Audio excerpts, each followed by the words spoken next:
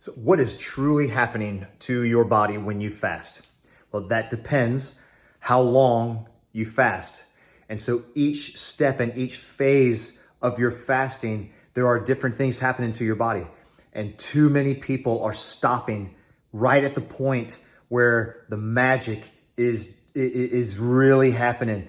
And if you're stopping your fast at 16 hours max, I'm telling you, you're missing it. And I'm going to show you a chart right here that what exactly happens to your body, what's going on in your body as you're fasting, those different stages of fasting. So right here, you're going to see the first 6 to 10 hours of fasting. That is when your carbs are being used for fuel. They're all being used up. All right. And that's also when ghrelin increases. Ghrelin is the hunger hormone. So that's why you typically get hungry right after those 6 to 10 hours. But it's just a hormone that's being released. It doesn't mean you're starving. We've got plenty of leftover fat to use for energy. All right.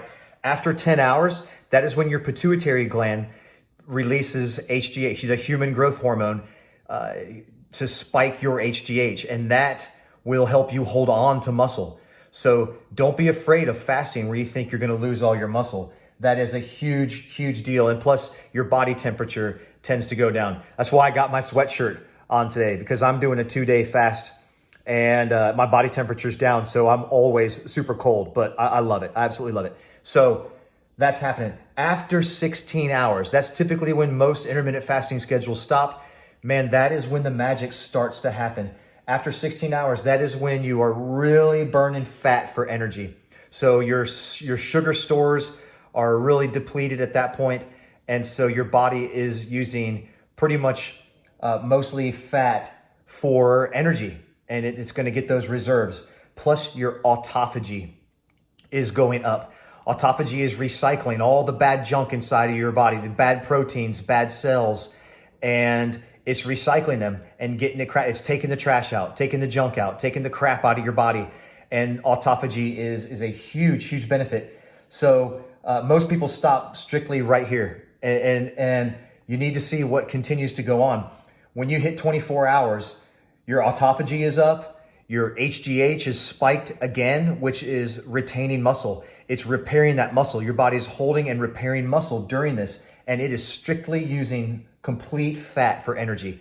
Your glycogen sugar stores are now completely gone, and your body is using fat for energy, which will shred the fat. But again, you're holding on to muscle because of the HGH, the human growth hormone spike. And now, after 48 hours, that's when the magic, most people don't get there. They'll stop at 24, they'll stop at 36. When you get to 48, there's a switch, and all of a sudden you're in a good mood. Your energy is high, you're calm, you're actually less hunger. Your ghrelin, the ghrelin is just a hormone that tells you to eat. It's like a habit. Your body's used to eating at certain times.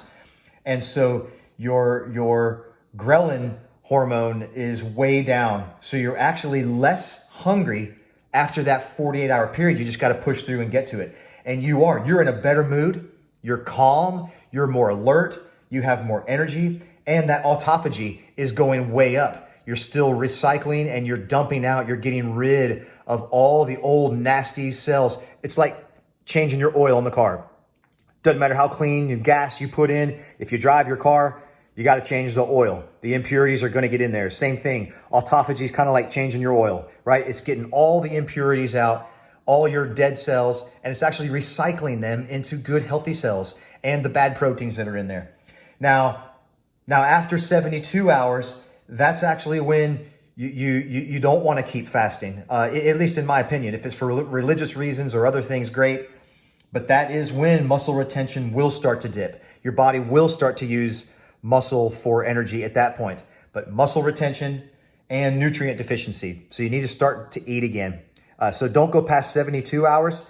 The sweet spot's going to be around 60 and start to eat again. But if you practice this and recommend doing this, and of course, talk to your doctor or nutritionist or anybody that you need to speak to about before you do any of this.